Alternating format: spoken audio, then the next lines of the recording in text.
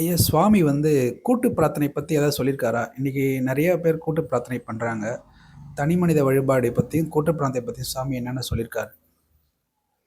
சுவாமி கூட்டு பிரார்த்தனை பற்றி ஒரு நாள் சொன்னதில்லை. ஆனால் பக்தர்கள் ஒன்று கூடுறதை பற்றி பேசியிருக்கார்.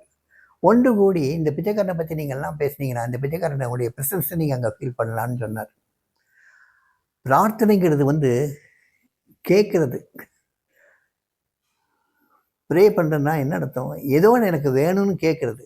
எல்லாம் சேர்ந்து ஒரு பொருளை கேட்கலாம். எல்லாம் சேர்ந்து ஒவ்வொரு விதமான பொருளை கேட்டிங்கன்னா சாமி எதன்னு கேட்பார், எதன்னு விடுவார். அது எப்படி கூட்டு பிரார்த்தனை? பிரார்த்தனைனாவே நமக்கு வேண்டியதை கேட்கறது. உங்களுக்கு வேண்டியது எனக்கு வேண்டியதாக இருக்குமோ? எனக்கு வேண்டியது உங்களுக்கு வேண்டியதாக இருக்குமா? ரெண்டு பேரும் இந்த மாதிரி கான்ட்ராஸ்டாக இருக்கும்போது எப்படி வந்து கூட்டு பிரார்த்தனைன்னு ஒன்று பண்ண முடியும்? அதனால் கூட்டு பிரார்த்தனைன்னு சாமி ஒரு நாளும் சொன்னது இல்லை.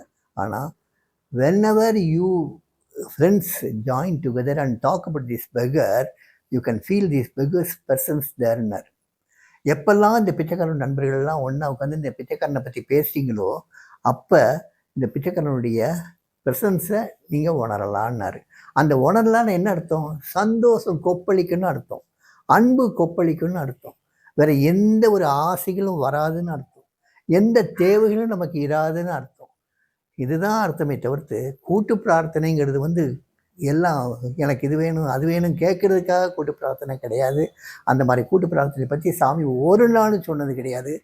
யாருக்காவது ஏதாவது தேவை இருந்தது, உண்மையிலே தேவை இருந்ததுன்னா யார்கிட்ட கேட்க? சாமிகிட்ட தான் கேட்கணும். தனிப்பட்ட முறையில் கேளுங்களேன். அது என்ன கூட்டில் போய் கூட்டு வியாபாரம் பண்ணலாம். கூட்டு பிரார்த்தனைலாம் பண்ண முடியாது. கூட்டு வியாபாரம் பண்ணலாம். ஆளு கொஞ்சம் கொஞ்சம் முதல் போட்டு வியாபாரம் பண்ணலாம்.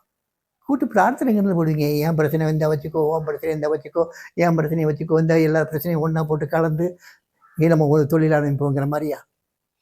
கூட்டு பிரார்த்தனைன்னு சாமி ஒரு நாளும் சொன்னது கிடையாது. சேர்ந்து மீட் பண்ணி இந்த பிச்சைக்காரனை பற்றி பேசுங்கன்னார். அப்போ இந்த பிச்சைக்காரனுடைய ப்ரெசன்ஸை நீங்கள் ஃபீல் பண்ணுவீங்கன்னார். அதனால் கூட்டு பிரார்த்தனைங்கிறது ஒன்று இல்லை, இருக்காது. அப்படி கூட்டு பிரார்த்தனைன்னு ஒன்று அதுக்கு அர்த்தமே இல்லை.